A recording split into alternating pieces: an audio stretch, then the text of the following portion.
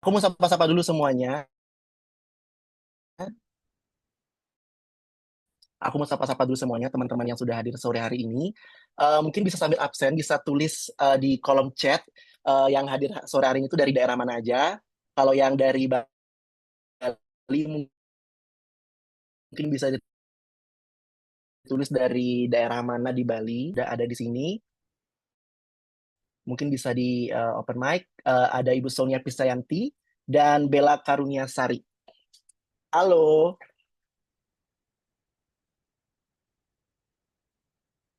kita cek mic dulu ya. Halo Ibu Sonia dan Kak Bella. Bisa mungkin kita coba Halo, mic dulu. halo, Oke, Kak halo Bella. semua. Bu Sonia. Halo, selamat sore. Selamat sore. Oke, sekarang semua sudah ada di sini. Mungkin sebelumnya aku mau perkenalkan diri dulu. Nama aku Panenyoman Yuri Pratana. Hari ini bakal menemani teman-teman semua sebagai moderator. Aku sendiri sekarang sibuk bukan adalah sebagai seorang seniman dan tastara. Nah, mungkin buat teman-teman di sini yang masih baru pertama kali mendengar komunitas Tara itu apa, jadi mungkin seperti yang ada di layar sebelah mana ini, sebelah kanan ya. Sebelah kanan itu ada tulisannya genset. Genset itu apa sih? Nah, mungkin banyak teman-teman yang kayak masih berpikir genset itu apa, generator atau apa. Jadi ya, kita berangkat dari semua untuk menjadi penggerak perubahan. Nah, inisiatif ini sendiri bertujuan untuk mendobrak norma gender, khususnya terkait partisipasi ekonomi dan perawatan di keluarga gitu, yang tujuannya untuk inisiatif Gensa sendiri ini sebetulnya menargetkan kepada generasi muda di Indonesia dari gender. Nah, untuk itu Gensa sendiri memang membentuk komunitas Tara ya kan sebagai wadah kolaboratif untuk berbagi gagasan, bertukar pikiran, menjadi ruang aman dan nyaman buat semua dan bisa bergerak bersama-sama untuk menobrak norma-norma gender gitu.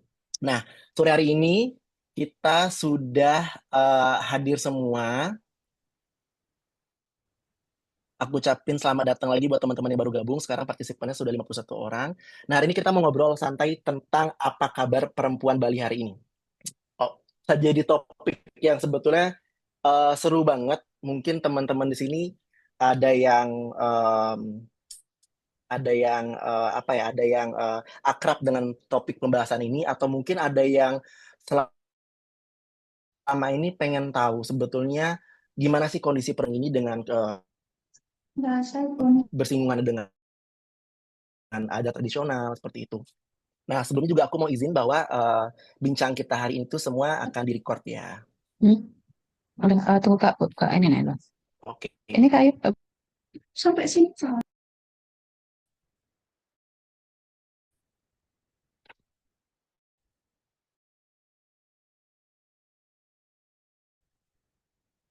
Dulu buat pembicara kita hari sebagai pendiri dan direktur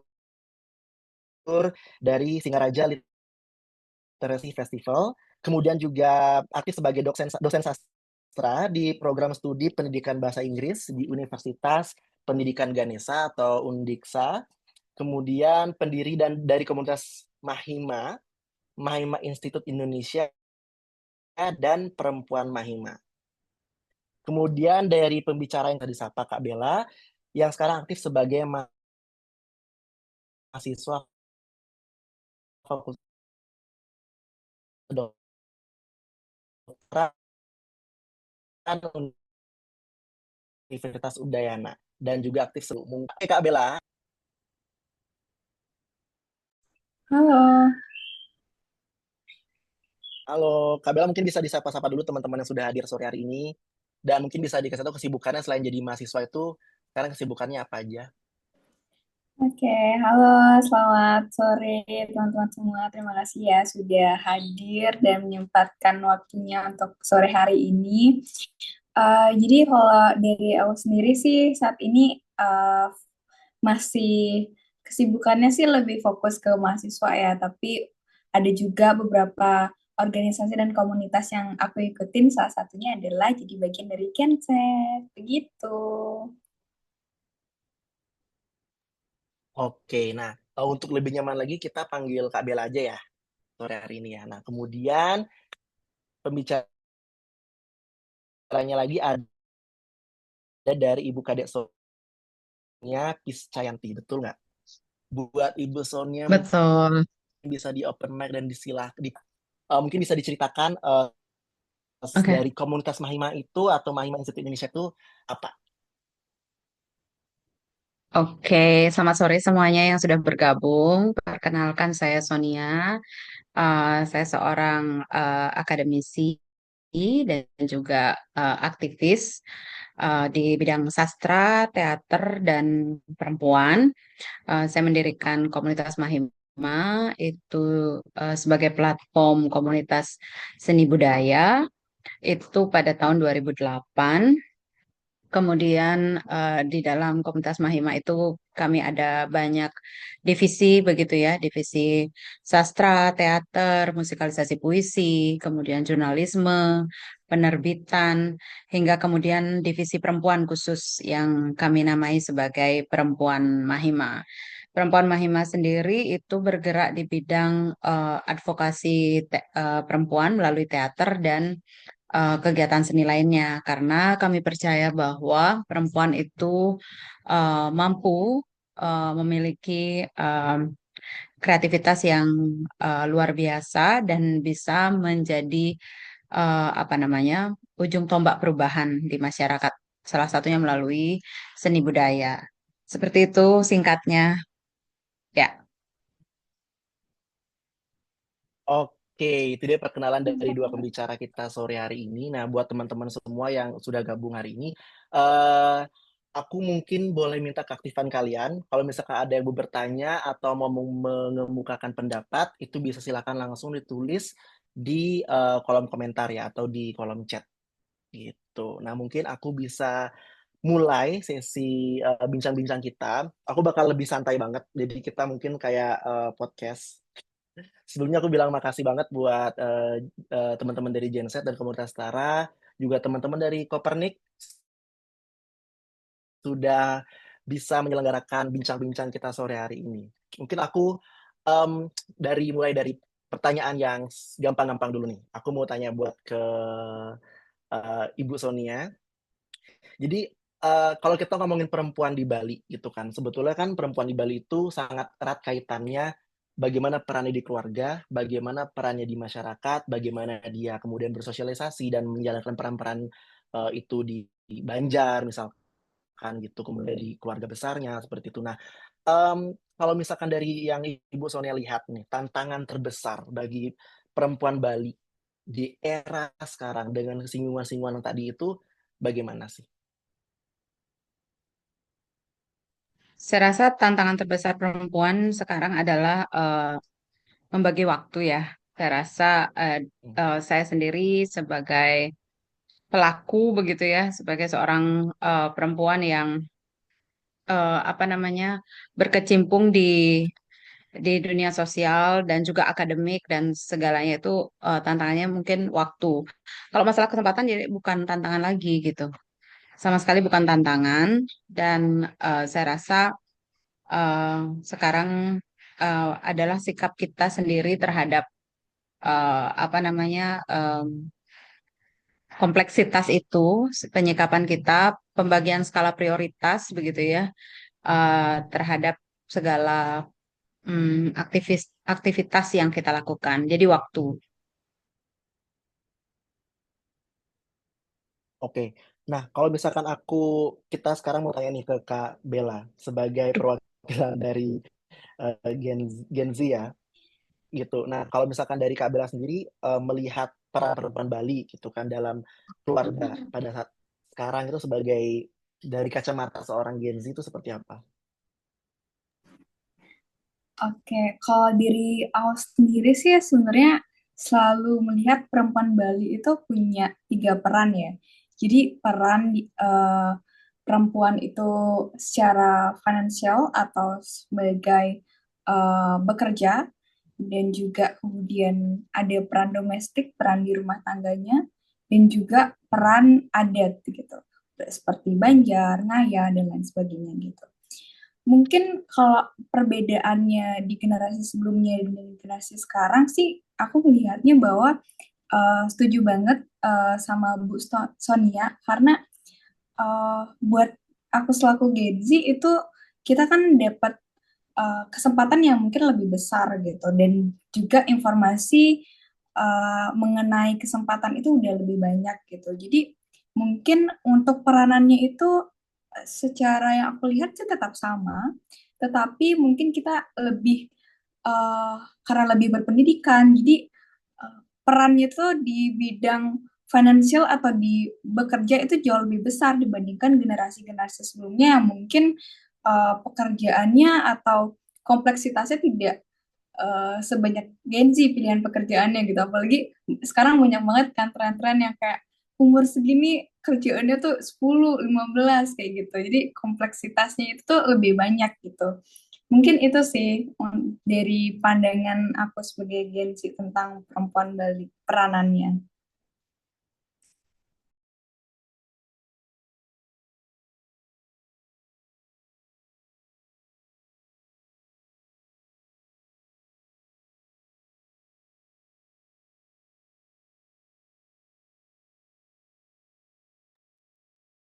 Oke, sepertinya Kak Idon agak nge-freeze atau koneksinya kurang stabil. Mungkin teman-teman di sini yang tadi sudah mendengar jawaban dari Bu Sonia atau Bella, ada yang mau cerita mungkin tentang pengalamannya di keluarga atau di lingkungan sekitarnya, atau mungkin ada yang mau bertanya di awal. Dipersilakan ya, atau teman-teman dari Mahima mungkin, dari perempuan Mahima, ada di sini juga Oke, sepertinya. Oh, Kak Idan udah balik. oke, terima kasih Kak Cem. Kak Cemala, terima kasih. Sepertinya mungkin koneksi kita agak ini ya, sore Oke, hari ini. Kak. Oke, mungkin sekarang sudah terdengar jelas. Videonya juga sudah nggak eh, lagi. Nah, aku mau lanjut nih tadi yang seorang ibu dan seorang dosen kemudian menjalani aktivitas di apa di Mahima Institute seperti itu. Nah, pengalaman eh, eh, Ibu Sonia sendiri itu bagaimana dalam keluarga yang sudah berkembang sekarang? Gimana? Coba diulang. Oke, dari pengalamannya Ibu Sonia sendiri bersama Mahima Institute, itu bagaimana sih melihat nilai-nilai tradisional perempuan yang ada di dalam keluarga yang sudah berkembang sekarang? Oke, eh, pertama saya merasa kalau saya di keluarga mendapat apa ya support yang bagus gitu ya dari suami terutama. Jadi itu sangat penting ya di dalam keluarga. Bagaimana seorang suami itu memberikan dukungan kepada istri dan apa namanya anggota keluarga yang lain untuk bisa berkembang begitu. Jadi nilai-nilai tradisional yang berkembang di Mahima itu adalah soal kesetaraan kesempatan antara laki-laki dan perempuan itu sama gitu. Jadi em, eh, sebagai seorang ibu, saya juga menekankan itu pada anak perempuan saya bahwa menjadi perempuan itu kamu harus punya kesadaran merdeka dan setara dan juga punya keberanian untuk mengemukakan pendapat gitu. Jadi em, peran-peran yang eh, kompleks begitu sudah dilihat sebagai contoh sehari-hari di Mahima gitu. Bahwa saya menjadi ketua di Mahima, kemudian suami saya sebagai pendukung begitu ya. Karena terjadi kesetaraan gitu. Nah, nilai-nilai tradisional yang lain adalah sebetulnya karena adanya kepercayaan bahwa ada equality. Equality adalah kesetaraan gitu. Jadi bagi saya itu sangat penting ya di dalam konteks mengembangkan komunitas karena komunitas itu kita eh, memberi penguatan-penguatan atau empowerment terhadap anggota komunitas kita. Jadi kita memang harus memberi contoh kesetaraan itu sejak dalam keluarga gitu. Nah, itu sangat penting gitu mengenai misalnya katakanlah latihan teater begitu ya. Latihan teater itu takes time gitu ya, takes time, perlu hingga larut malam, perlu banyak berkoordinasi dengan orang. Bayangkan kalau punya suami yang tidak mendukung begitu. Hmm. Kemudian belum lagi mengurus persoalan lain gitu.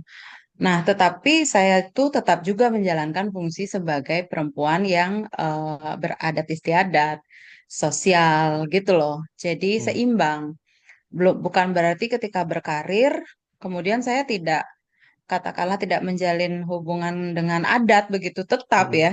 Tetap beradat istiadat, tetap membagi waktu. Itu yang saya bilang tadi soal komitmen waktu. Karena ketika di realitas hal itu yang sangat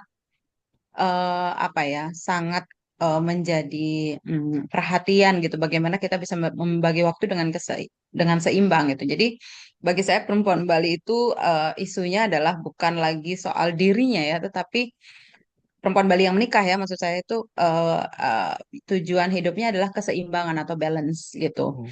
Jadi balance itu yang kemudian secara realitas menuntut banyak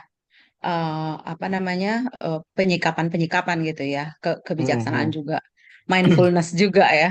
Jadi paginya misalnya ngajar di kampus, siangnya komunitas, sorenya pulang kampung, kemudian balik lagi, besoknya ada lagi acara dan seterusnya. Dan kadang satu hari itu bisa lebih dari 8 program Hmm. gitu ya. Nah itu kalau tidak kita ada dukungan dari suami juga, Hmm. keluarga, termasuk juga keluarga suami gitu ya. Ini kompleks ya kalau menikah. Jadi keluarga suami juga Hmm. mengetahui peran kita di masyarakat seperti Hmm. apa, peran support system peran keluarga saya juga ketika saya Hmm. misalnya pergi ke luar negeri gitu, Ya. ada yang menghandle anak-anak, suami menghandle anak-anak gitu. Tapi kami saling menghargai bahwa itu secara alami terjadi, tidak ada yang dipaksakan, semua bisa Hmm. dikomunikasikan gitu. Em, ya, jadi itu sangat penting ya, sebuah konteks keluarga yang mendukung terjadinya kesetaraan gitu ya. Itu Hmm. yang terjadi di Mahima sejak awal ya, sejak hari pertama pernikahan bahwa aku dan kamu kita setara dan merdeka dan kita bersama-sama menciptakan visi eh, visi di dalam keluarga ini, yaitu dalam rangka kalau kami berdua di bidang pendidikan dan kebudayaan. Itu sih. Hmm. Oke. Nah, tadi yang sebetulnya disebutkan oleh Bu Sona itu bagaimana bisa menghadapi peran ganda gitu kan dalam rumah dan masyarakat gitu. Dan salah satu caranya mungkin yang aku tangkap tadi dengan cara komitmen terhadap waktu, kemudian komunikasi terhadap keluarga gitu. Nah, tapi kalau dari Bu Sona sendiri pernah nggak sih ada momen di mana ternyata ada contohnya latihan teater gitu misalkan. Nah, tapi ternyata tiba-tiba kita harus ada eh, upacara yang kita harus hadiri atau ada harus ikut Ya, nyanyi ya, betul. atau berkegiatan di Hmm, Banjar ya, gitu. Nah itu ada nggak tips ya, dari Ibu Sonia sendiri atau apa sih kiat-kiat yang Ibu Sonia lakukan kalau menemui situasi seperti itu? ya. Saya sudah sering seperti itu ya. Makanya saya sebutkan bahwa dukungan keluarga, eh, yaitu keluarga suami juga ya, untuk memahami posisi saya gitu ya. Pernah saya tuh menyutradarai teater itu barengan dengan eh, pagar besi ya waktu itu, Odalan di rumah gitu ya. Terus saya jauh-jauh hari saya udah koordinasi sama keluarga suami juga bahwa saya hari itu ada pementasan dan saya sutradaranya. Saya harus di sana karena tanggung jawab saya besar, melibatkan ratusan orang di depan publik. Terus ya, keluarga dan ipar saya tuh langsung oke nggak apa-apa gitu. Ya, jadi saling saling komunikasi aja. Itu sangat penting ya. Itu jarang kalau mungkin berbeda dengan keluarga lain, tapi apa namanya menurut saya itu sebuah keistimewaan ya mendapatkan keluarga yang support sistemnya bagus gitu. Jadi saya tidak pernah merasakan pelarangan terhadap aktivisme saya di dunia yang saya geluti ya, baik pendidikan, kebudayaan, akademik gitu. Saya terus terang sangat sering ke luar negeri juga dan pada saat itu saya harus komunikasi dengan keluarga, menjelaskan kenapa harus terjadi ya, dan tanpa harus juga kita meninggalkan beban tanggung jawab gitu. Jadi semua harus apa namanya dikomunikasikan dan kemudian dijalani dengan keterbukaan gitu. Jadi keterbukaan juga penting menurut saya ya, karena itu bagi saya sejak awal ketika saya menikah almarhum ibu mertua saya itu dengan saya semacam punya komunikasi yang mungkin tidak biasa ya. Eh, Menantu perempuan dan apa mertuanya itu berkomunikasi dengan rileks gitu. Misalnya saya punya kondisi-kondisi, kemudian almarhum mertua saya juga punya kondisi-kondisi dan kita saling memahami kondisi itu gitu. Eh, nah itu menurut saya penting ya karena kalau tidak dikomunikasikan kan mungkin akan terjadi apa ya kesalahpahaman gitu. Kok begini, kok begitu? Itu kan sebenarnya seringnya terjadi miskomunikasi kalau di budaya kita gitu ya. Karena perempuan tuh nggak Hmm, enakan ngomong gitu. Tapi kalau saya langsung bilang betul. saya punya kondisi seperti ini. Uh, jadi waktu itu almarhum ibu mertua sangat support juga gitu ya. Padahal beliau juga tidak mengenyam pendidikan tinggi loh, tidak mengenyam Hmm, pendidikan tinggi dan beliau petani begitu. Tapi dengan bahasa sederhana saya ceritakan saya ini siapa dan apa sih yang saya lakukan gitu. Saya tak- saya merasa apa ya hmm. eh, itu sebuah keistimewaan gitu. Mungkin apa komunikasi dalam konteks saya itu sangat memegang peranan penting dan keterbukaan tadi gitu sih. Ya,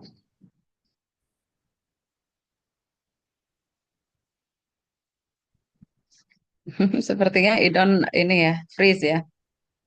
Iya nih, kayaknya Kak Iden nge-freeze lagi. Oke, nggak apa-apa, mungkin Um, bisa.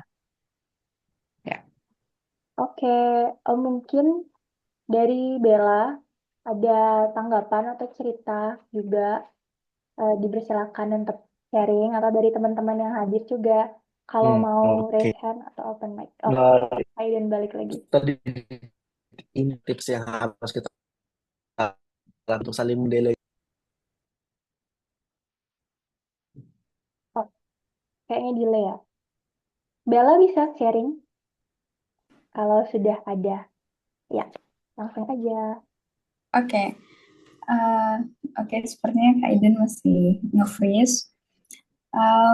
Mungkin kalau dari aku sendiri itu agak mirip ya dengan Bu Somia karena eh, aku sendiri itu memang juga dalam tanda kutip dapat privilege di mana keluarga itu em, sudah dalam tanda kutip mengaplikasikan kesetaraan gitu karena dari aku sendiri nggak melihat artinya eh, perempuan itu lebih mendapatkan tugas lebih banyak di domestik, di adat, dan laki-laki bisa bebas dari itu seperti itu.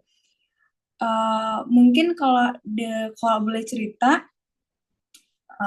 di beberapa teman yang aku sering aja berbincang dan juga yang aku sempat tanya-tanya, ternyata masih banyak juga yang tidak seberuntung aku di keluarga gitu.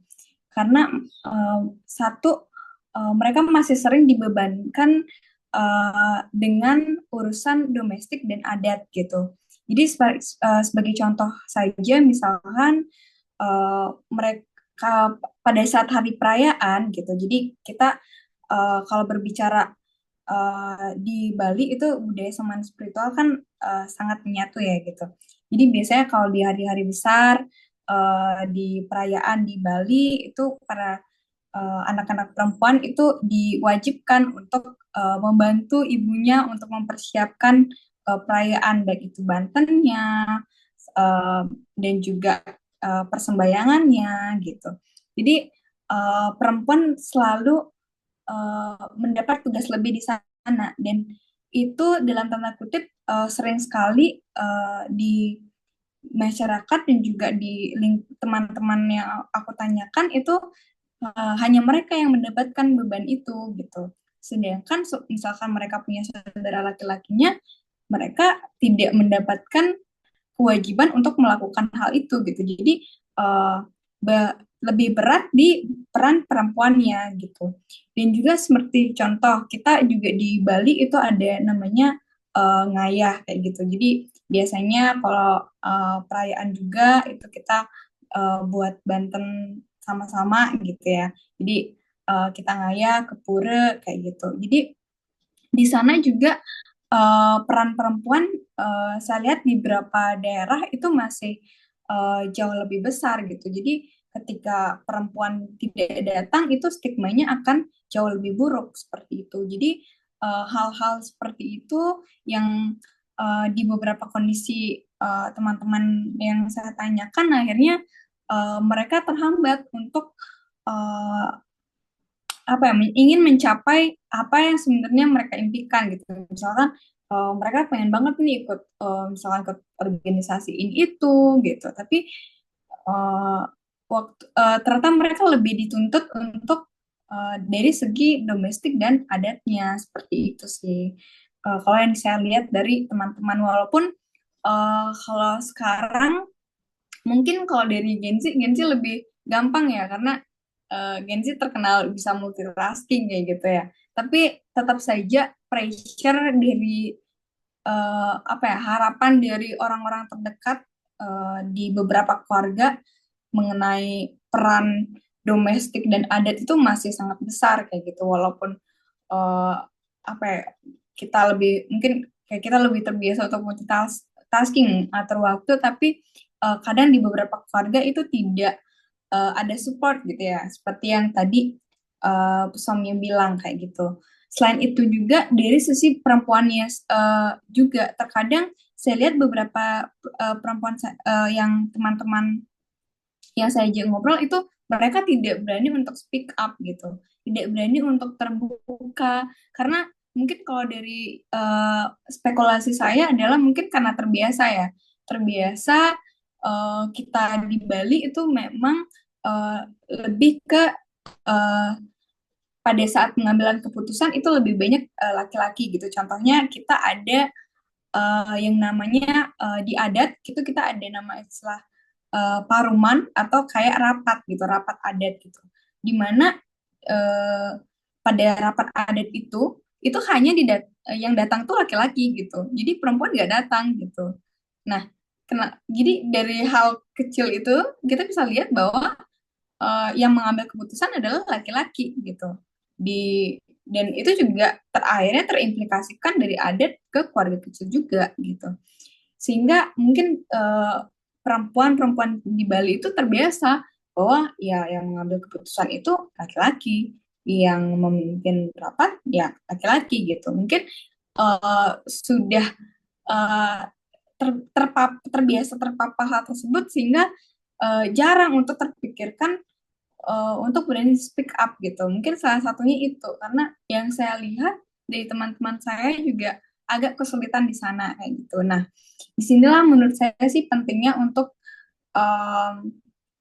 bisa memiliki edukasi-edukasi seperti ini ya tentang bagaimana pentingnya kesetaraan gender dan pembagian peran yang rata gitu. Kalau di Bali sih menurut saya pembagian peran yang rata gitu di 3 aspek tadi, di domestik, adat, dan juga finansial bekerja itu harus sama antara perempuan dan laki-laki, karena masih banyak teman-teman yang saya lihat harus mengorbankan, ya paling sering perempuan yang harus mengorbankan gitu, yang dari saya yang saya amati juga gitu,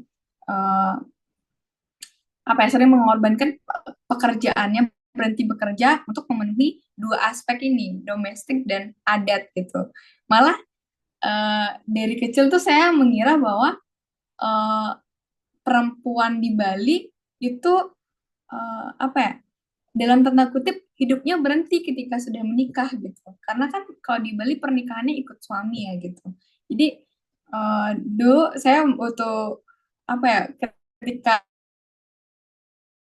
anak gitu yang mempertanyakan emang nikah nggak bisa yang kayak itu terlalu tersibukkan oleh hal domestik dan adat gitu. Kalau nikah kita nggak bisa ya ngejar mimpi kita lagi gitu. Sering saya kecil tuh mempertanyakan hal gitu. Disinilah perlunya untuk perempuan-perempuan Bali itu harus menyadari gitu bahwa nggak harus loh ikut suami terus gitu, nggak harus loh kita kalau udah nikah ya udah apa ya, kita kalau dalam istilah Bali itu dijuang sama suami gitu ya. Jadi kita harus ikut gitu, kita bisa berdikari, kita bisa kok untuk ngejar apa yang sebenarnya kita pengen, kita juga bisa apa ya, berkarir gitu seperti dengan seimbang ketiganya, domestik, bekerja dan juga adat gitu, seperti ceritanya Bu Samia tadi seperti itu mungkin. Terima kasih. Oke, terima kasih Kak Bella ceritanya. Seru banget. Sebetulnya yang diceritakan Kak Bella itu mungkin terjadi di sebagian besar teman-teman kita di Bali ya gitu. Nah ini mungkin aku sambil bacain beberapa komentar di kolom chat. Ada dari Kak Saras, Kak, apa boleh ceritakan ke teman-teman yang non Bali seperti apa sih norma atau kewajiban, kebiasaan budaya tradisional yang biasanya perlu dijalankan oleh perempuan Bali, apa yang membedakan dengan perempuan-perempuan di luar Bali gitu. Nah, mungkin seperti yang tadi sudah dijelaskan gitu ya. Mungkin aku cukup rangkum sedikit aja. Mungkin ya di perempuan di Bali itu memang harus tetap mengikuti aturan adat gitu seperti ngayah atau bekerja bersama-sama bergotong royong di pura atau di balai banjar gitu atau di dalam komunitas keluarga seperti itu. Kemudian ada peran-peran nih pada saat ada saudara yang menikah kita harus datang ke sana untuk ikut membantu seperti itu. Mungkin aku nggak tahu mungkin di teman-teman di luar selain Bali mungkin ada juga yang eh, sama seperti di Bali, mungkin bisa tulis di kolom komentar juga. Nah, mungkin kita nyambungin ke konstruksi sosial seperti dibilang Kak Bella tadi gitu kan, pada saat ada paruman atau rapat bersama itu tidak sering melibatkan si perempuan ini gitu. Biasanya semua itu dipenuhi oleh laki-laki gitu. Karena kalau menurut Ibu Sona sendiri gitu kan, nah, dari konstruksi sosial yang terjadi sampai saat ini itu apakah sebetulnya jadi penghalang utamakah, jadi barrier utamakah kenapa pada akhirnya susah nih menemukan kesetaraan itu?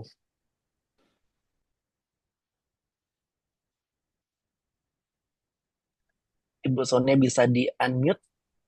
Iya. Oke. Kalau dari saya sendiri, uh, saya ingin tekankan bahwa itu juga kembali pada um, pasangan kita atau partner kita di dalam menjalankan rumah tangga ya, suami katakanlah. Menurut saya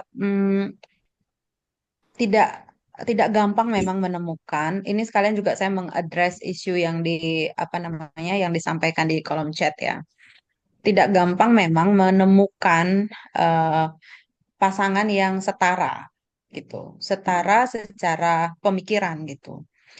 Kita bisa saja memiliki idealisme mau jadi ini, tetapi kalau pasangan tidak mampu menghargai itu ya, saya rasa itu sulit dilakukan gitu. Jadi dalam konteks ini, kalau menurut saya perempuan perempuan Bali harus strong dan pintar untuk menentukan sikap gitu. Jadi dia harus memiliki bargaining position. Kita sudah ngomongin bargaining kalau di keluarga gitu. Eh, Siapa yang mengambil peran apa dan mengapa gitu. Tujuannya apa. Dan memang komunikasi itu harus dibangun sejak sebelum pernikahan. Sebelum pernikahan, jauh-jauh hari sebelum itu. Karena kalau tidak tercapai kesepakatan, maka konsekuensinya bisa perpisahan dan itu konsekuensinya ke anak dan macam-macam. Jadi konstruksi sosial di Bali memang selalu mengedepankan laki-laki ya, tetapi kalau dalam konteks saya itu semua bisa dikomunikasikan. Malah saya melihat eh, perempuan-perempuan yang seimbang karirnya, itu mereka lebih lebih leading loh, ya, lebih leading gitu. Perempuan yang diberikan kesempatan itu lebih leading keluarganya daripada yang tidak diberikan kesempatan gitu loh, ya. Jadi dilihat dari anak-anaknya, eh, apa namanya, critical thinking dari anak-anaknya. Sebenarnya kita membicarakan tidak hanya tentang diri kita, tentang diri perempuan, tetapi generasi apa yang kita lahirkan kelak dari kesetaraan ini. Itu kemudian yang menjadi ukuran-ukuran. Sehingga sangat penting ya perempuan tuh satu, dia harus punya pengetahuan saya rasa. Saya berani jamin perempuan yang memiliki pengetahuan tahu maunya apa. Ketika perempuan ini tahu dia mau apa, keinginannya apa, visinya apa, dia akan bisa menghasilkan pemikiran yang panjang. Dia tidak hidup untuk hari ini. She doesn't live for today. I don't think so gitu ya. Karena menurut saya dia harus hidup lebih panjang lagi. Hanya dengan dia memiliki pengetahuan dan pengalaman kemudian dikombinasikan, itu akan menjadi sesuatu yang sangat baik gitu. Saya misalnya selalu mengatakan eh, bahwa eh, pengetahuan itu sangat penting, pendidikan itu sangat penting. Bukan gelarnya yang penting, tetapi that it can open your mind gitu, that it can create opportunities gitu. Kalau kamu berpendidikan yang bagus, you see a lot more opportunities gitu. Nah, itu yang harus dikembangkan gitu. Nah, sementara ketika kamu melihat banyak opportunities, kamu nggak mungkin ketemu dengan orang yang pemikirannya sempit gitu. Orang yang memiliki opportunities banyak itu pasti yang ditemui adalah orang-orang yang juga berpikir sama, setara gitu. Nah, kalau kemudian kamu terjebak pada sebuah konteks yang tidak memungkinkan kamu diberikan kemerdekaan dan kesetaraan, kalau kamu masih muda dan belum menikah, tinggalkan hubungan itu dan carilah sesuatu hubungan yang lebih setara dan merdeka karena it will be with you forever gitu ya. Konsekuensinya juga. Misalnya atau misalnya gini, coba aja dulu siapa tahu nanti bisa dia merdeka dan setara gitu. But life is not coba-coba ya. Life is not like a fun game to experience ya. Maksudnya you have to anticipate. Kamu harus mengantisipasi. Uh, ada pertanyaan ya di chat langsung saya address. Kalau kamu tidak diberikan kesempatan untuk maju oleh pasangan gitu ya, tolong evaluasi lagi hubungannya gitu. Apakah itu akan bertahan sementara atau selamanya? Kalau selamanya rugi besar kita sebagai perempuan ya, dihalangi untuk mengembangkan diri karena itu saja yang kita miliki sebagai manusia, mengembangkan diri itu, mengembangkan diri secara akademik, intelektual, kemudian eksistensial gitu ya. Karena kalau itu dilarang berarti hak-hak kita sebagai manusia sudah tidak terpenuhi gitu. Itu harus dipertanyakan gitu. Dan kita harus tegas soal itu gitu dan harus berani kehilangan juga gitu. Konsekuensinya juga harus ada. Nah, makanya ketika perempuan sudah memiliki pengetahuan dan dia punya visi misi, punya kecenderungan untuk bisa menentukan sendiri tanpa tanpa harus memikirkan, oh saya takut kehilangan ini itu, karena dia punya bargaining position, posisi tawar yang tinggi, tidak akan dia terjebak pada hal-hal yang menghalanginya untuk menjadi dirinya sendiri gitu. Ini sudah filosofis banget ya. Oke, silakan lanjut. Ini tapi ini harus di Oke, sering-sering sering-sering diperdengarkan gitu loh, Idon. ya Idon betul. misalnya sebagai laki-laki kamu eh, harus juga memberi kesetaraan itu atau Bella misalnya kamu harus menunjukkan bahwa kamu punya apa namanya human rights gitu untuk merdeka dan setara tapi harus betul-betul jelas gitu ya jelas Ya, mau kemana gitu jadi tidak juga mentang-mentang merdeka dan setara kamu keluar jalur gitu tetapi at least you have arguments why you do this and that gitu and why you don't this and that gitu kalau saya karena mungkin sejak awal sangat terstruktur gitu, maka saya sudah antisipasi hal-hal yang akan terjadi gitu. Jadi itu sangat penting. Saya selalu mengingatkan ke anak perempuan saya bahwa you have to be what is it knowledgeable, berpengetahuan, dan you have to be independent. because I'm not here forever to support you ya. You have to support yourself gitu. Jadi kadang itu juga bekal-bekal dari keluarga itu sangat penting ya tentang value worthnya sebagai manusia itu seperti apa. Itu mungkin ya dari saya. Ya, mungkin juga banyak sekali kita dengar selama ini kayak perempuan di Bali itu harus ikut suami gitu kan, karena kita sistemnya patriarki gitu. Kemudian perempuan di Bali harus bikin canang atau sajian-sajian gitu kan, suatu sesajen dalam waktu semalam gitu kan. Terus perempuan Bali harus seperti seperti ini, jadi seperti di kota-kotakan. Tetapi mungkin yang juga aku lihat dari sudut pandang aku sebagai seorang remaja coy, lelaki dewasa Bali gitu kan, juga ada sebetulnya pengkotak-kotakan seperti itu kayak laki-laki itu harusnya menjelang nyepi itu ke Banjar gitu, bikin ogoh-ogoh gitu kan. Laki-laki Bali itu harusnya dia ikut bikin lawar gitu, bukannya malah bikin em, apa sesajen canang seperti itu. Nah, tapi aku sendiri pun lahir di keluarga di mana kita bersaudara bertiga laki-laki semua, keluarga besar kita laki-laki semua. Jadi kita memang harus ikut mengambil peran-peran yang biasanya diambil perempuan. Dan sebetulnya kita sudah tidak ada batasan mana peran yang harus diambil oleh perempuan, mana peran yang harus diambil oleh laki-laki gitu kan. Walaupun memang adat kebiasaannya di luar sana itu dilakukan oleh perempuan, tapi kita sudah tidak ada barrier itu karena apa ya? Karena dibilang oleh Ibu Suna tadi adalah komunikasi di awal gitu kan, adalah apa ya, komunikasi dan bergening kepada semua anggota keluarga untuk bisa saling membantu tanpa adanya batasan-batasan itu tadi gitu, harus seperti ini harus seperti itu, tidak ada pengkotak-kotakan. Nah, kalau misalkan yang aku pernah dengar nih dari yang seperti tadi itu, nah kalau misalkan dari Kak Bella sendiri gitu kan, dari sisi pendidikan Kak Bella jalani sekarang gitu, itu membantu nggak sih untuk melampaui sebetulnya tuntutan-tuntutan atau peran tradisional itu?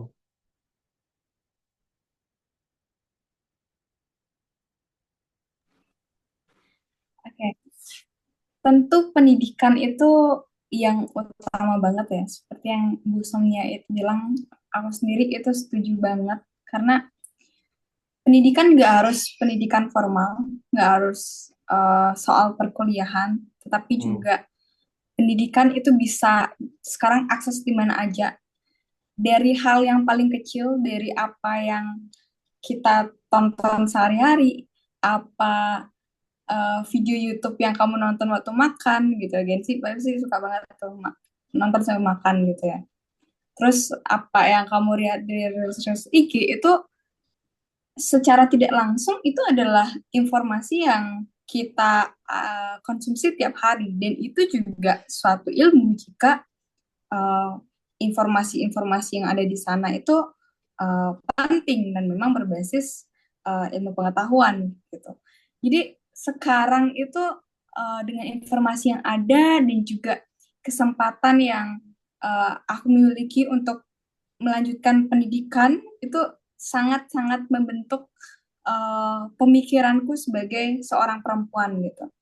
Jadi mungkin kalau misalkan aku tidak memiliki kesempatan untuk berpendidikan yang sekarang, aku tidak akan mempertanyakan persoalan bahwa aku tidak punya kesempatan lagi untuk bekerja ketika aku sudah menikah. Mungkin aku tidak akan mempertanyakan isu-isu tersebut gitu. Mungkin aku juga tidak akan memiliki pemikiran seperti yang Sonia tadi bilang, bahwa seharusnya kalau kalau Gensi bilangnya udah well educated gitu ya, itu pasti bisa memplanning dirinya gitu, memplanning kedepannya itu pengen jadi apa gitu, atau minimal deh dia pengen menjadi sosok perempuan yang seperti apa gitu. Dan dari sanalah akan timbul independensi gitu. Akhirnya perempuan itu sendiri bisa berdikari gitu, tidak bergantung oleh siapapun gitu. Jadi di sanalah pentingnya pendidikan untuk mengubah persepsi gitu. Karena menurutku kuncinya di sini adalah persepsi gitu. Persepsi yang tadi kita udah bahas dibentuk oleh konstruksi dari sosial, tapi selain itu juga dari diri kita sendiri gitu, sebagai dari saya sendiri sebagai seorang perempuan gitu. Dan dari mana kita mendapatkan persepsi kita sekarang gitu? Apa prinsip-prinsip yang kita anut sekarang dari mana lagi kalau bukan dari pendidikan gitu ya. Pendidikan formal, informal, ataupun dari informasi-informasi yang kita serap dan kita baca gitu. Jadi di sana pentingnya untuk bisa memang menjadi apa ya, menjadikan perempuan Bali itu bisa lebih setara gitu. Dan dari perempuan itu sendiri juga sangat penting uh, untuk bisa apa ya, mengubah stereotip atau pemikiran mereka dari pendidikan gitu.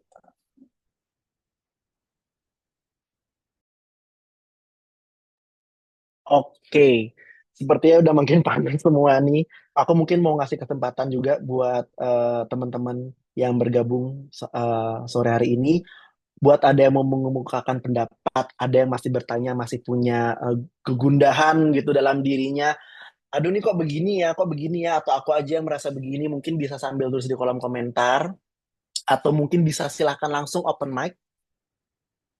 Mungkin ada yang mau, siapa aja boleh, mau langsung open mic silahkan. Yang mau tanya-tanya ke Kak Bella atau ke Bu Sonia,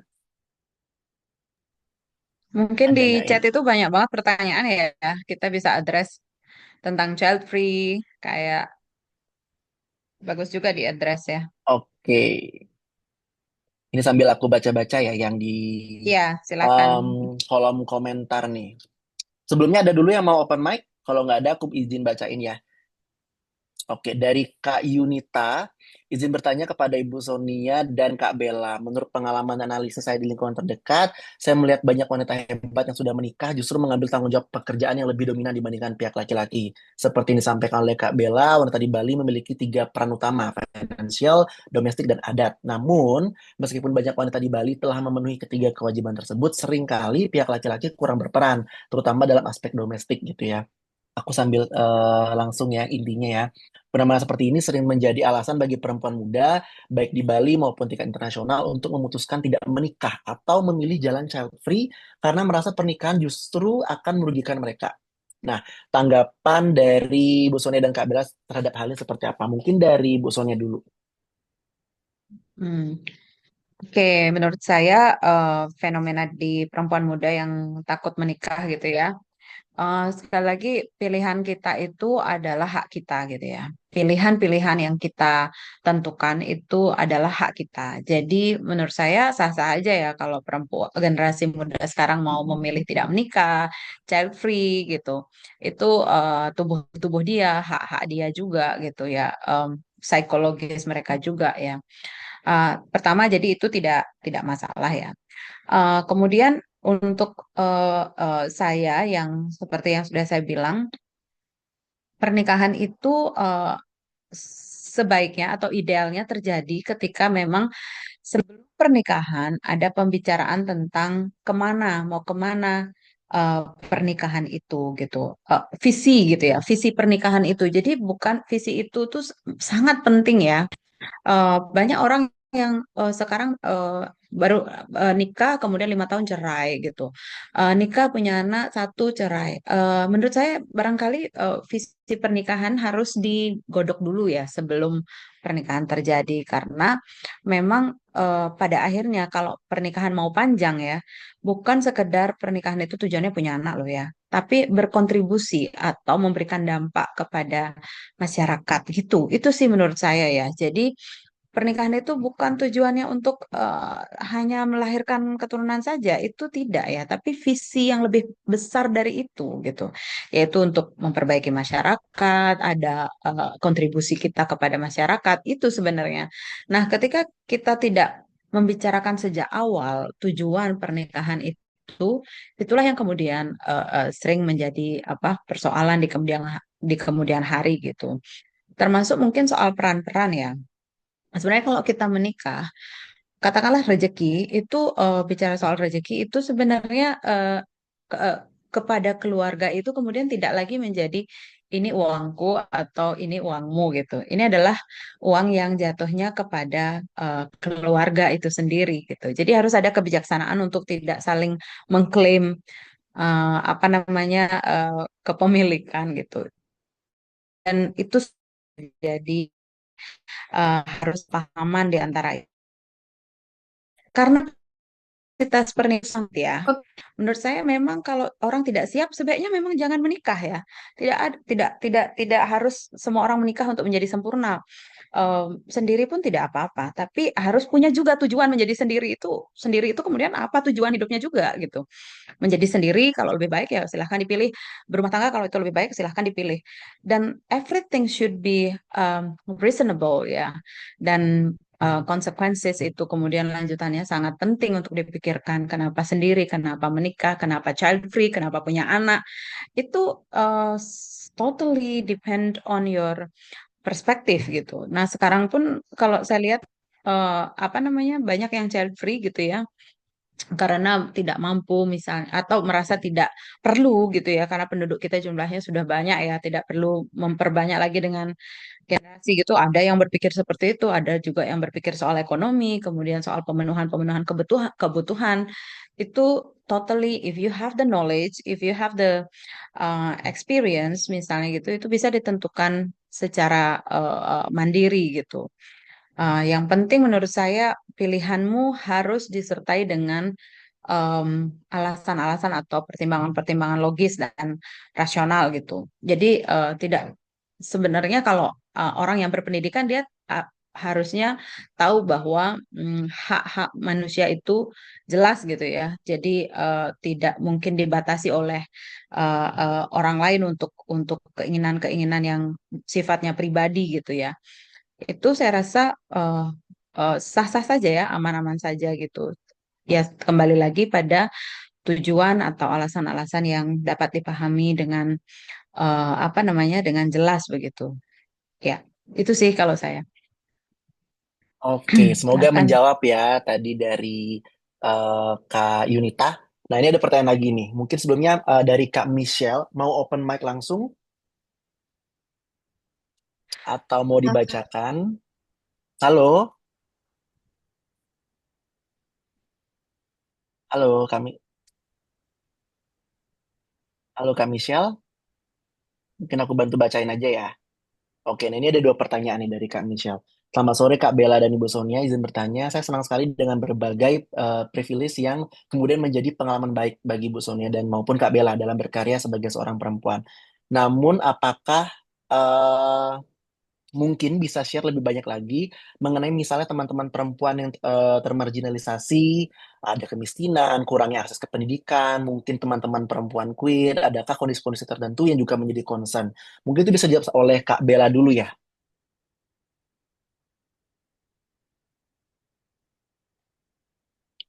Kemudian aku mungkin sambil lanjut baca yang untuk ke Ibu Sonia, bagaimana sih dinamika seni di Bali kemudian mendukung perempuan dalam berkontribusi dan berkecimpung di dalamnya, terutama sebagai wadah untuk bersuara mengenai opresi perempuan yang mungkin juga sebagai bentuk tradisi. Karena kita tahu sekarang Bu Sonia ini aktif di seni teater gitu.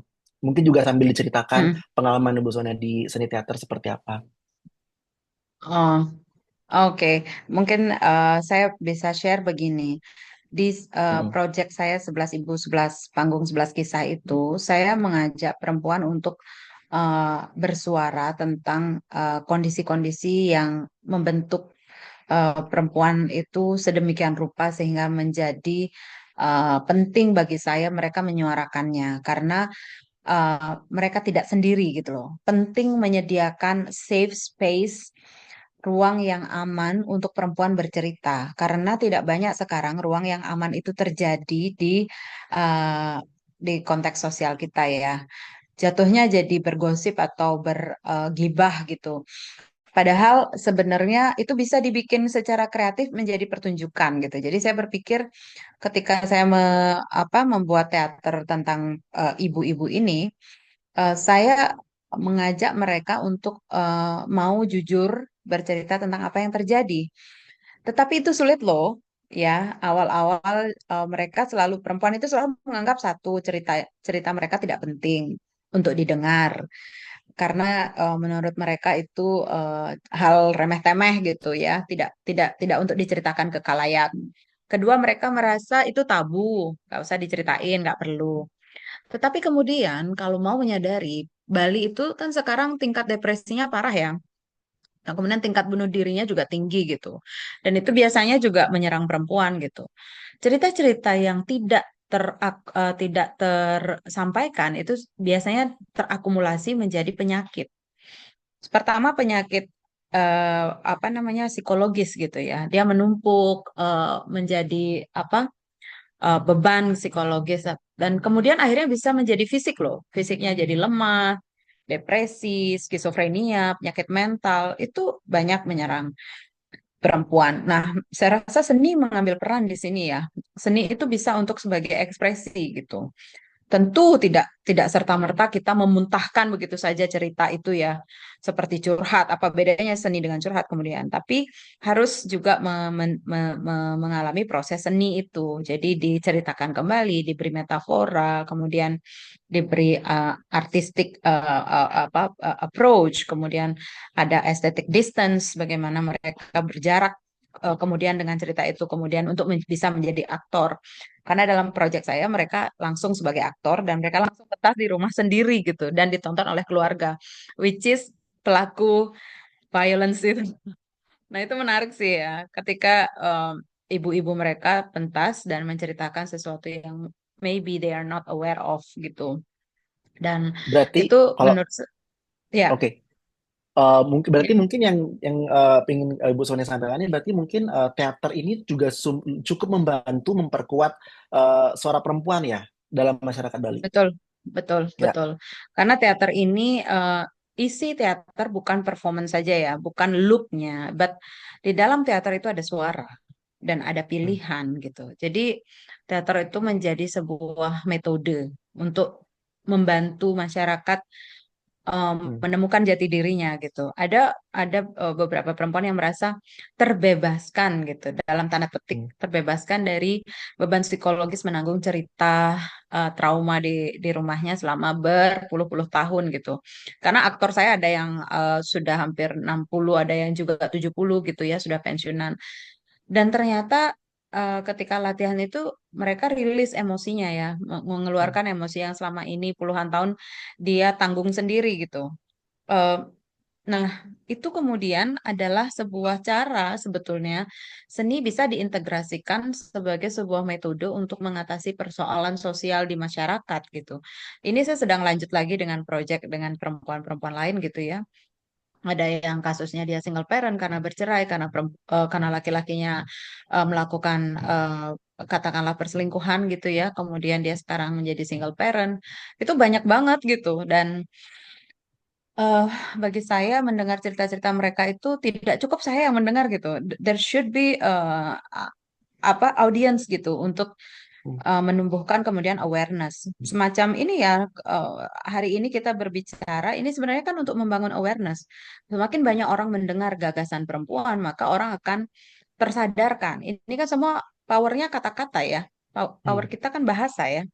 Power kita bahasa, kemudian bahasa diinternalisasi menjadi perbuatan akhirnya. Ketika kita sering-sering melakukan talk seperti ini, pembicaraan diskusi tentang ini, maka yang mendengar akan teredukasi.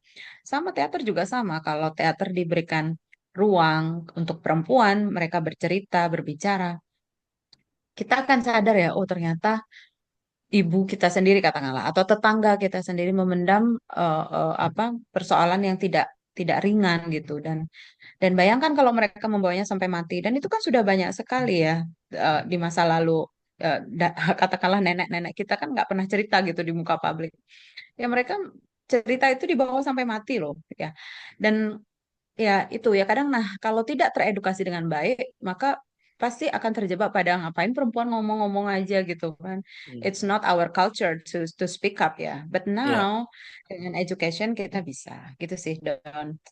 Oke. Nah, Silakan Bella.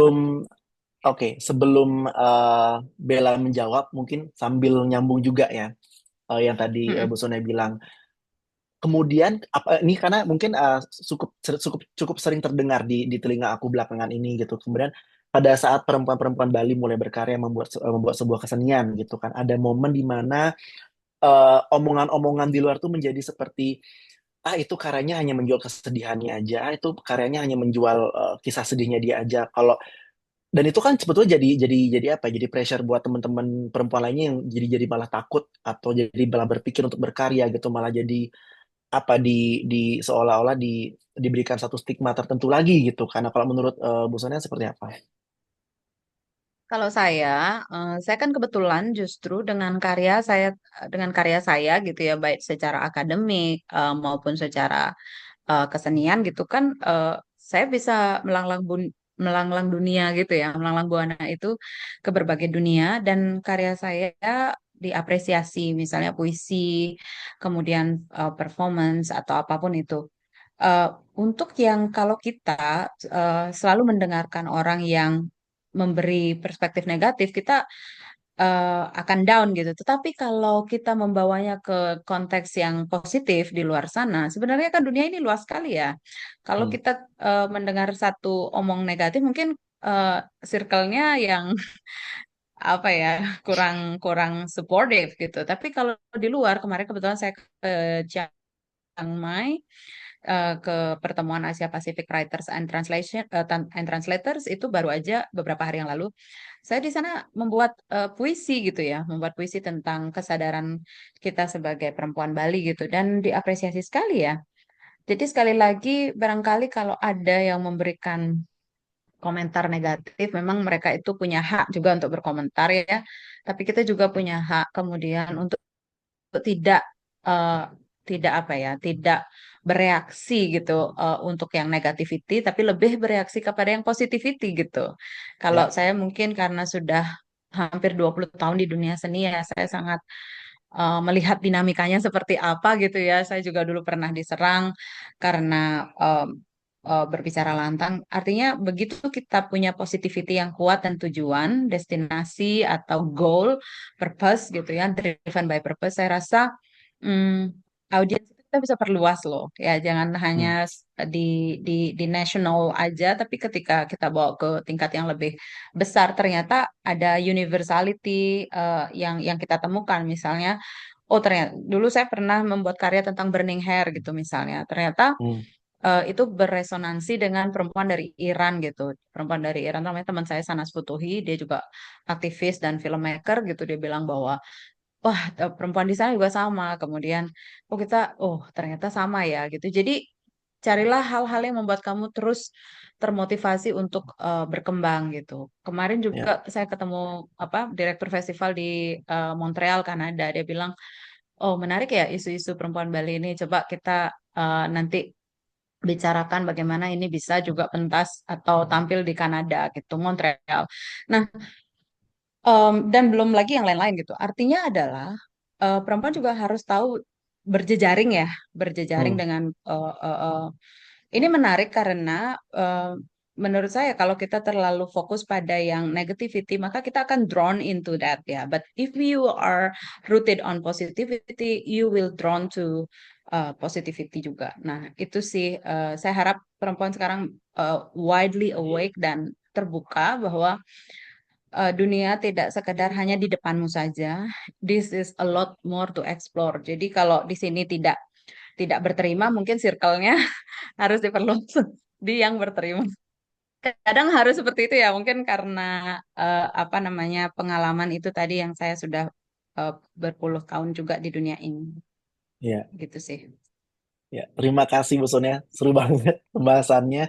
Semoga terjawab ya Kak Michelle. Nah, kemudian buat Kak Bella nih, dari Kak Michelle juga, gimana sih buat teman-teman yang sebetulnya masih belum memiliki privilege gitu, yang masih dalam garis kemiskinan, kemudian tidak memiliki pendidikan yang bisa belum dapat akses pendidikan yang cukup dan memadai gitu. Apakah itu juga menjadi concern sebetulnya? Oke, jadi sebenarnya memang banyak banget ya dari teman-teman sekelilingku juga yang memang tidak seberuntung mungkin kita yang berada di Zoom ini saat ini. Jadi memang tentunya pasti tantangan yang mereka alami itu akan jauh lebih besar jika mungkin dibandingkan aku sendiri yang punya privilege lebih untuk itu. Tapi menurutku di sini untuk jika berbicara mengenai peran atau pembagian gender, memang untuk misalnya teman-teman yang tidak mendapatkan akses pendidikan yang jauh lebih tinggi atau teman-teman yang memang uh, kurang mampu yang mengharuskan uh, mereka untuk membantu orang tuanya seperti itu.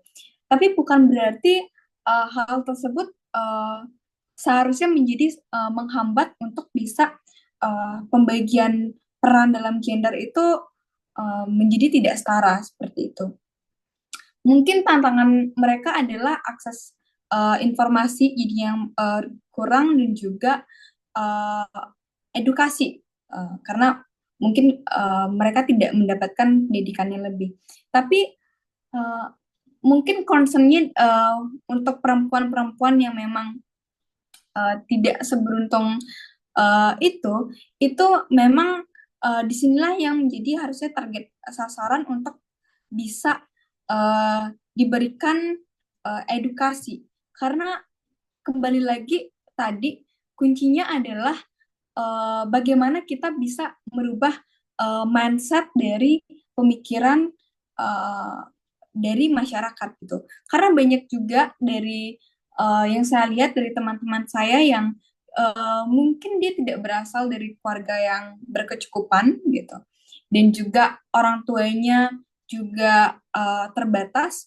Namun yang membedakan dia dan teman lainnya yang memiliki kondisi yang sama adalah dia memiliki pemikiran untuk maju gitu. Seperti yang tadi dia memiliki goals ke depannya dia ingin menjadi apa, dan beruntung dan orang tuanya juga karena dia mengkomunikasikannya dengan baik dan juga orang tuanya bisa mulai teredukasi dengan anak perempuannya mendapatkan edukasi-edukasi dari platform misalkan seperti Genta seperti ini, itu akhirnya yang saya lihat di keluarga tersebut akhirnya lama kelamaan dia mulai untuk berbenah gitu, mulai untuk maju, mulai mengutamakan pendidikan seperti itu, karena masih banyak juga masyarakat kita yang memang pendidikan tidak menjadi prioritasnya seperti itu. Dari sanalah akhirnya bisa berkembang untuk pemikiran-pemikiran bahwa oh ternyata perempuan itu boleh kok sekolah gitu. Nggak harus kok anak cowoknya yang diutamakan untuk sekolah gitu. Nggak harus kok anak cowoknya harus lebih tinggi jabatannya daripada si anak perempuan ini seperti itu. Jadi dari pemikiran-pemikiran itulah yang membuat dari kondisi yang mungkin kurang beruntung itu tetap bisa mempertahankan nilai-nilai untuk berbagi peran gitu di antara gender-gender dalam 3 aspek tadi ya. Untuk khususnya di Bali itu di finansial, domestik, dan juga di adat gitu. Jadi kuncinya adalah edukasi di sana gitu sih. Oke. Nah, terima kasih ya Kak Bella. Semoga menjawab tadi Kak Michelle. Terima kasih Kak Bella. Nah, aku juga sebelum ini kan udah jam 7 lewat di Bali. Mungkin terakhir nih dari Kak Widya atau Kak Isti mungkin ada yang mau open mic. Ada yang bertanya juga nih dari Kak Widya dan Kak Isti. Silakan mungkin bisa langsung open mic. Siapa dulu? Masih di masih ada di sini nggak Kak Widya dan Kak Isti? Mungkin teman-teman yang lain juga kalau Mm-mm. mau open mic silakan raise hand aja atau langsung open mic juga bisa. Oke, Kak Isti belum bisa open mic ya. Mungkin aku bacakan aja ya. Nah, keren banget sharingnya Bella, Idon, dan Bu Sonia. Izin bertanya, apa tips dari teman-teman untuk perempuan seperti aku yang sedang berjuang memutus toxic generational chain dan ingin membangun keluarga sendiri yang lebih setara? Terima kasih. Mungkin Ibu Sonia bisa bantu menjawab. Oke, buat saya yang sedang berjuang memutus toxic generational chain itu harus dimulai dari uh, independensi secara uh, pendidikan dan finansial ya, itu penting ya. Ketika kamu independen secara pemikiran, pengetahuan, dan finansial, kamu kemudian bisa membangun keluarga yang lebih merdeka dan setara. Itu adalah perjuangan awal ya, yang perlu kamu pikirkan. Eh, saya juga sekaligus menjawab pertanyaan yang lain sebenarnya tentang feminisme ya. Di Bali itu sebenarnya kata-kata feminisme itu sangat luas ya, sangat luas konteksnya. Bahkan menurut saya perempuan Bali itu beyond feminism ya, jauh di atas feminism itu sendiri kan, hebat banget dia bisa membuat semuanya balance gitu. Nah, jadi pesan saya untuk kalian yang sedang berjuang gitu, pastikan bahwa kalian memiliki eh, kemerdekaan dan kesetaraan sebelum memasuki jenjang berkeluarga atau pernikahan. Itu sangat penting. Dan pilihlah laki-laki yang juga mengetahui your own value and your worth gitu, nilai-nilaimu sebelum kalian melakukan pernikahan gitu. Karena pernikahan itu hanya sebuah lembaga gitu ya, tapi di dalamnya kemudian challenge-nya sangat-sangat beragam dan sangat penting untuk dibicarakan sebelumnya. Nah, itu ketika komunikasi itu sudah enak ya, terjadi apa kemerdekaan dan kesetaraan, saya rasa toxic generational chain itu bisa kamu atasi. Semangat ya untuk para pejuang ini. Itu sih. Siap. Semoga terjawab ya Kak Isti dan semangat juga buat teman-teman yang lain yang masih berjuang. Nah ini terakhir ya, ada yang raise hand. Kak Dinda Ayudia, mungkin bisa silakan open mic Kak Dinda. Oke, halo semuanya. Thank you, Kak Idon. Eh, Sebelumnya perkenalkan aku Dinda. Jadi sebenarnya aku di sini timnya Bu Sonia dari Perempuan Mahima. Mungkin ini aku gini aja sih, kayak semacam kalau tadi kan udah dipaparkan ya banyak tentang bagaimana sebagai perempuan seharusnya kita meliberasikan diri kita gitu, berani bermimpi dan lain sebagainya gitu. Dan menarik juga soal bagaimana kasusnya kalau ke perempuan-perempuan yang tidak bisa mengakses itu gitu, perempuan-perempuan marginal, perempuan-perempuan yang eh, bahkan untuk untuk melanjutkan studi ke universitas itu masih sulit gitu. Kalau dari aku sendiri mungkin juga sebelum itu sedikit sharing, gimana kita di Perempuan Mahima gitu kita mencoba untuk membangun kolektif belajar gitu, kolektif belajar perempuan dan khususnya sekali kita saat ini fokus ke isu-isu perempuan Bali gitu. Jadi bagaimana biar perempuan Bali itu bisa seperti yang Bu Sonia bilang punya ruang aman untuk membicarakan bahkan mengkritisi tradisinya sendiri juga gitu ya. Maksudnya karena tradisi ini kan suatu hal yang kita selalu bentuk sebenarnya gitu dalam keseharian kita.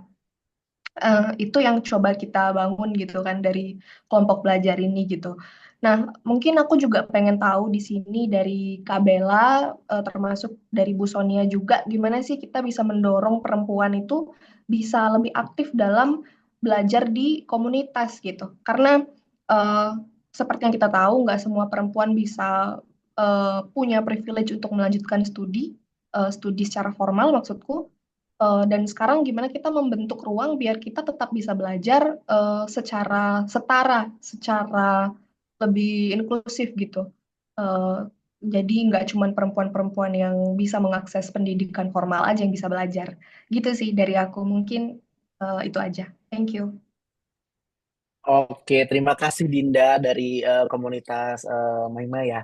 Nah mungkin Kak Bella bisa dibantu menjawab. Oke, keren banget ya tadi Kak sharingnya. Jadi kalau dari aku sendiri sih memang untuk menggerakkan perempuan untuk mau belajar itu kompleks banget ya. Karena kalau dari yang aku lihat dari teman-temanku juga, orang-orang sekitarku juga, memang eh, tidak semua orang gitu, terutama eh, di kalau kita lihat gitu ya, orang Bali itu kan sangat sulit ya untuk berani berbicara, mengungkapkan apa yang sebenarnya dia ingin tahu atau dia ngerasakan itu sangat sulit gitu. Jadi menurut aku di awal itu dari bagaimana perempuan bisa apa ya, rasa ingin tahunya besar kayak gitu, ingin belajar, itu memang harus yang pertama dari kecil memang diajarkan atau dididik sedemikian rupa agar mereka rasa keingintahuannya itu besar gitu. Rasa keingintahuannya besar dan seperti mungkin tadi Bu Sonia udah sempat sharing bagaimana beliau juga mendidik anak-anaknya supaya bahwa bisa menjadi wanita yang independen gitu. Jadi independen harus punya ilmu-ilmu ataupun edukasi yang kuat gitu. Namun jika misalnya kita berbicara di kondisi yang sekarang, tentu itu adalah harusnya preventif ya. Nah, kondisinya sekarang tentu jika misalkan teman-teman yang targetnya itu adalah teman-teman yang marginalisasi yang tidak memiliki akses ke pendidikan, tentu pendekatannya itu harus berbeda gitu. Jadi mungkin kita tidak bisa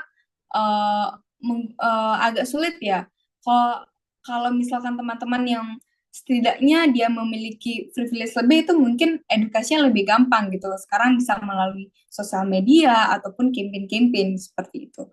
Tapi kalau misalkan teman-teman yang memang tidak memiliki hal tersebut, pendekatannya adalah bagaimana bisa ilmu-ilmu yang kita sampaikan itu bisa relate di mereka seperti itu.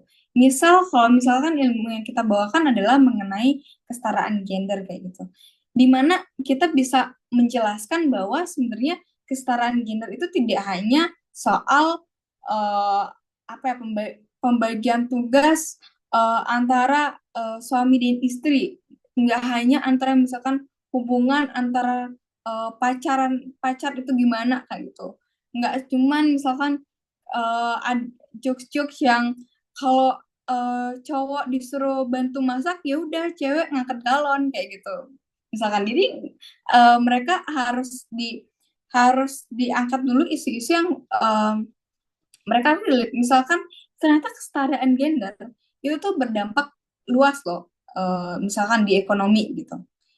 Ternyata uh, dengan mereka perempuan ini berilmu gitu, dia bisa loh membantu perekonomian keluarganya yang bisa lebih setara gitu, yang bisa lebih baik karena kesetaraan gitu. Dengan mereka bisa mengakses pendidikan, dengan mereka bisa belajar di sana, ternyata mereka bisa loh nanti mendapatkan kehidupan yang lebih layak ke depannya gitu. Jadi dari sana mereka bisa lebih sadar bahwa oh ternyata kita nggak cuman laki-laki ya yang butuh pendidikan kayak gitu, nggak cuman laki-laki ya yang harus mendapatkan pekerjaan yang wow untuk menghidupi keluarganya nanti. Ternyata kita perempuan juga perlu gitu sebagai individu, sebagai manusia gitu, tidak hanya sebagai perempuan yang selalu dinilai vulnerable people gitu, selalu nilai orang yang lemah yang di nantinya saat menikah tuh juga akan dicakupi kebutuhannya oleh laki-laki gitu, terutama di Bali ya, karena kita menganut sistem itu perempuan pindah ke keluarga laki-laki kayak gitu. Menurutku itu juga menjadi landasan perempuan-perempuan di Bali itu menjadi dalam tanda kutip malas belajar atau oh toh juga nanti aku mau cari apa ya suami yang kaya aja gitu, suami yang bisa memenuhi kebutuhan segala hidup aku, ya udah berarti aku tidak tidak perlu lagi untuk mengakses pendidikan atau tidak ada hal lagi yang aku kejar kayak gitu. Memang itu adalah sebuah pilihan kembali lagi, tetapi eh, kita juga perlu memberikan ada loh pilihan yang lain juga gitu. Ada loh kalau ternyata kamu juga bisa sama-sama mengejar mimpi gitu. Ada loh pilihan bahwa kamu bisa nih untuk hidup sendiri juga gitu. Jadi itu sih yang pendekatan pada intinya pendekatan ilmu-ilmu yang memang relate dengan kehidupan mereka dan mereka akhirnya menyadari bahwa apa yang diberikan itu itu impactful loh kehidupan saya gitu, bukan hanya ilmu awang-awang, mungkin seperti itu sih. Terima kasih Kak Bella. Kak Dida, semoga yang dijelaskan Kak Bella tadi menjawab ya. Dan teman-teman semua, sepertinya waktunya ini sudah lewat banget.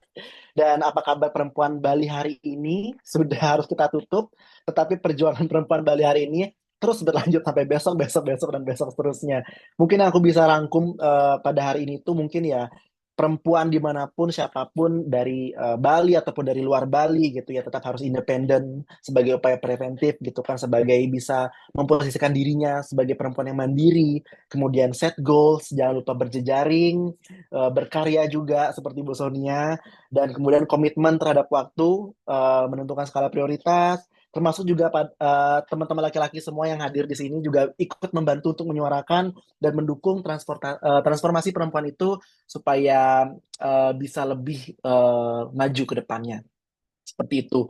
Nah, aku juga ada sedikit pengumuman nih buat teman-teman yang sudah bertanya hari ini dan sudah aktif di kolom komentar dan open mic. Ada Kak Michelle dan Kak Yunita.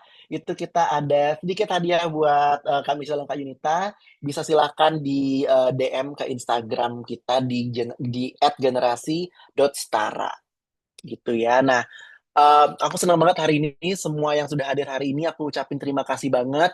Kalian bisa follow Generasi Setara di Instagram, kalian bisa follow Mahima juga, teman-teman Mahima. Dan buat yang di Bali, siapa tahu nanti kita ada kesempatan buat ketemu langsung dan ngobrol lebih banyak lagi, lebih panjang lagi gitu. Dan sebelum kita tutup sesi hari ini, aku minta teman-teman yang bisa on cam, kita on cam dulu, kita bakal ambil gambar ya, dibantu sama Kak Cemerlang. Iya, ayo teman-teman yang di slide 1, kita foto dokumentasi bareng dulu ya. Oke, hitungan ke-3. 1, 2, 3. Berikan senyum yang paling manis. Oke, sekali lagi. Oke, sekarang ke slide yang kedua. Teman-teman yang di slide kedua bisa bergaya. Siap.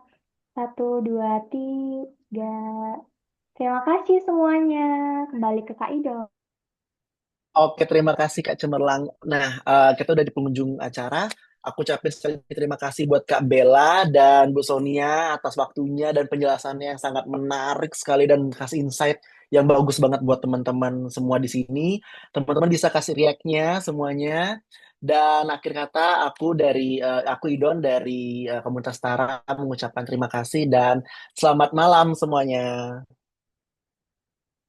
Terima kasih Bu Sonia, Bella, Kak Idon. Terima kasih Terima teman-teman kasih semua, semuanya. semangat. Selamat akhir pekan.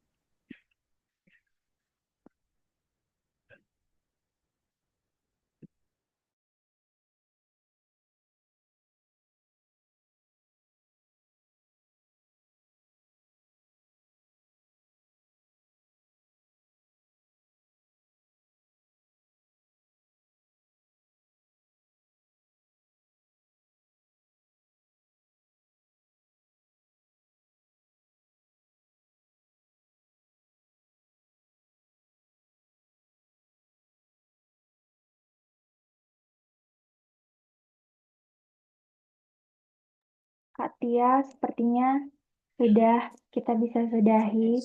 Saya end